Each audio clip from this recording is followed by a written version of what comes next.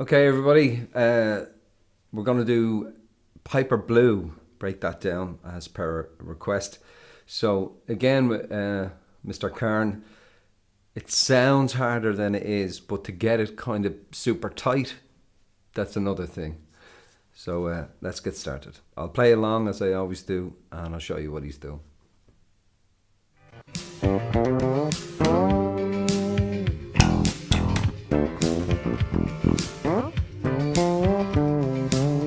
Okay, so what's he doing?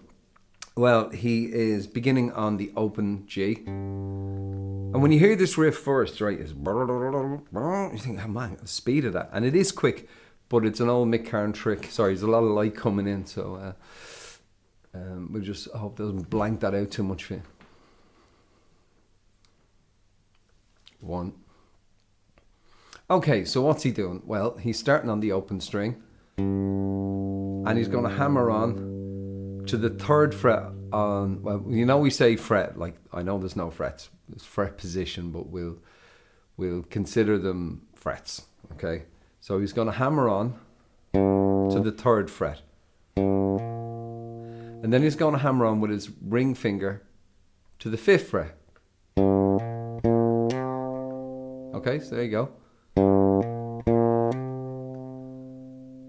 Okay, now da da da da. The next note is we're gonna slide up to the 7th fret on the G string. It's all on the G string, right? So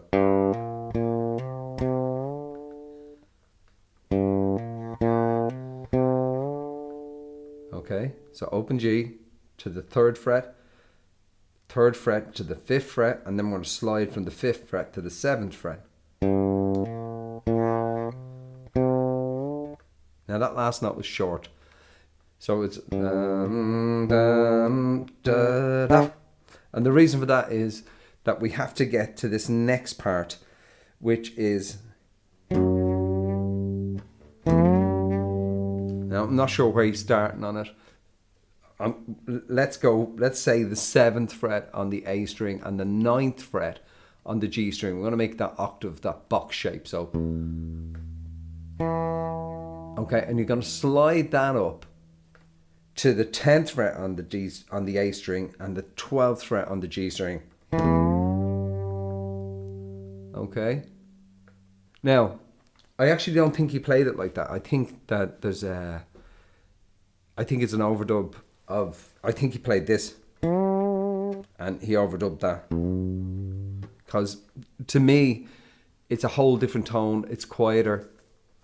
And I read in an interview years ago that he would do that sometimes, double track certain parts and pan them hard left and right. A good example would be Alien, right? You know, it's huge, that thing. There's a vocal under it as well.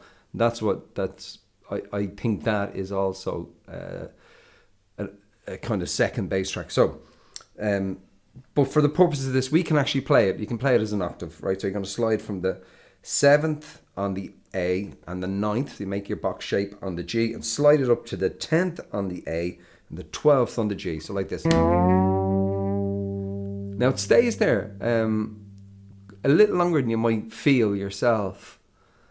He holds it. So from the top, it's. Or you can go from. Yeah, you can go from the 8th and the 10th if you want to. But I think it's longer. Right, so that's the first bit. Then we're going to do 2 Mick taps like that, right? He didn't slap like a normal person. Sorry, I'm just trying to get this back into shot a bit. This is not the same as that. It's a different sound. So that's what he would do. So from the top. Sorry.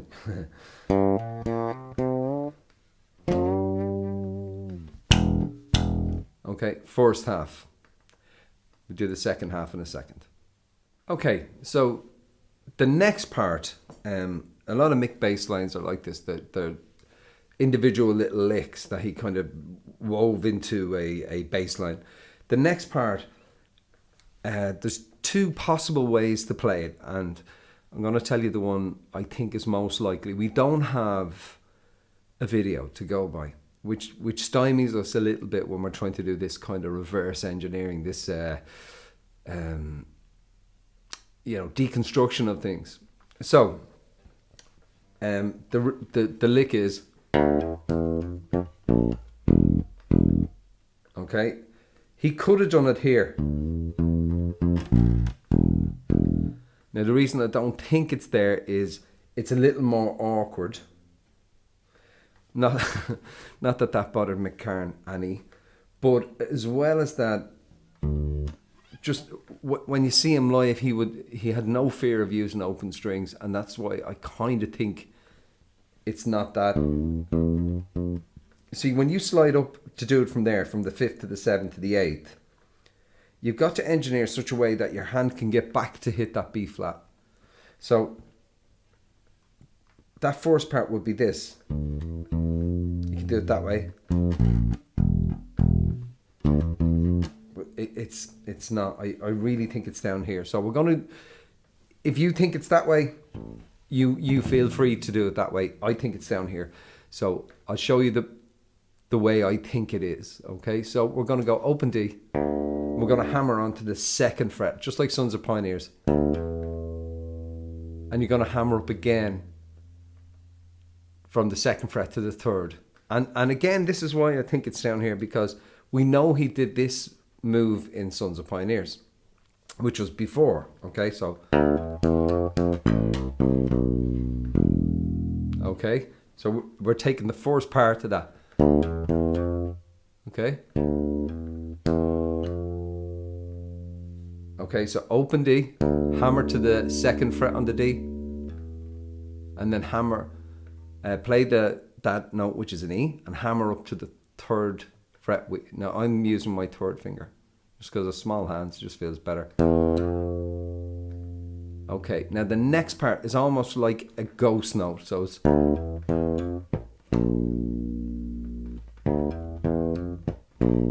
Or you could hammer, you could do your ring finger to the 3rd, to the 4th finger, and that leaves your index finger ready for this next note, which is a B flat. So,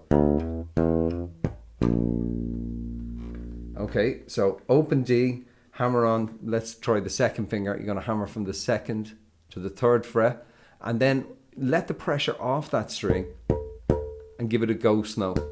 So instead of that, leave your finger on the string but not fretting, and you get this. It's a good tool. So, and the next note is a B flat, which is the 1st fret on the A string. So, or you could play the full note, and then an open E. Okay, which is just so Karn. I mean, who else has played a riff like that? Probably no one ever, right? As I say, I play with a ghost note instead of... Okay, so from the top, I know I'm kind of over-explaining this bit. Open D, hammer to the 2nd fret on the D, hammer from the 2nd fret to 3rd fret. You can play that note, I'm doing a ghost. Now, to the 1st fret on the A string with your index finger. And then the open E twice. And now the next part is pure Karn. It's a long slide. I'm doing it from the 10th on the G string up as far as your hand can get. Okay? It's about speed to get to the next part, right? So it's...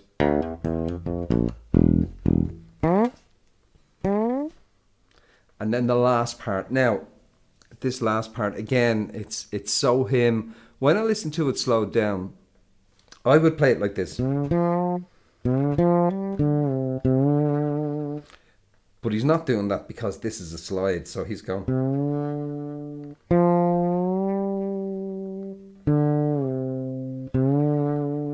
So there's a point here where you have to try and find the finger that works best for you. Anyway, I'm going to show you the way I think he played it, and if you can play it a simpler way for yourself, do. So we're going to go from the 10th fret on the D string I'm going to slide up to the 12th fret on the D string. I'm using my second finger, and I'll show you why in a second. And now with your index finger stretched back, you're going to play the 10th fret on the G string. Now I would hammer on, but it's not. He slides up to the 12th fret, and then he switches a finger somehow. He either gets a second finger down, or he switches directly with his first finger to the 12th fret on the D string again. And this time he's sliding down to the 10th. Okay, and now you play that note and slide it back up to the 12th. Okay, so 10th fret on the D, sliding up to the 12th. Index finger to the 10th fret on the G, slide up to the 12th. And move your finger down to the 12th fret on the D, slide down to the 10th, and back up to the 12th. Let's just kind of slow slide. So that riff is. One more time.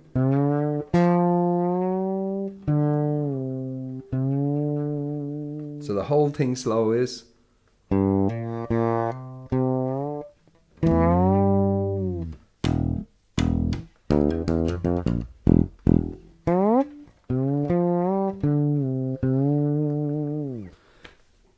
The handy thing is that riff goes all the way through the song and doesn't change, that little bass line.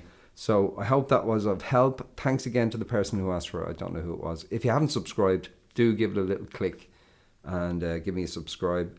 And I'll take any requests you have. It's with kids in school and stuff, school runs and all that kind of stuff. It's not always easy to get to the request, but I will try. And thanks again for watching. I hope that helped you. Cheers.